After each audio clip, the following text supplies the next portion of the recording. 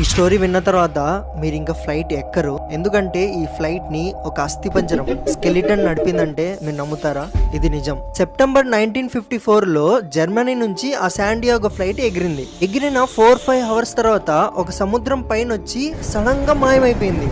ఎటువంటి సిగ్నల్స్ కూడా లేవు. 3 years వరకు ఇన్వెస్టిగేషన్ జరుగుతూనే ఉంటుంది, సెర్చ్ చేస్తూనే ఉంటారు. అసలు ఎక్కడికి పోయింది? ఆ ఫ్లైట్ కున్న ఒక్క రెక్క కూడా దొరకదంట.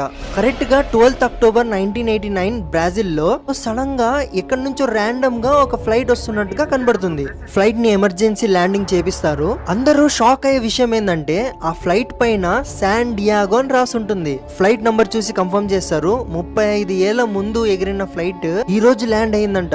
ఫ్లైట్ ల్యాండ్ అయిన తర్వాత అందరు క్యూరియాసిటీతో లోపలికి వెళ్ళి చూస్తే ఫ్లైట్ లోపల 92 ప్యాసింజర్లు ప్రతి ఒక్కరు స్కెలిటన్ లా మారిపోయారంట. ఇంకా షాక్ ఎక్కడైతారంటే పైలట్ రూమ్ లో వెళ్లి చూస్తే పైలట్ సీట్ లో కూడా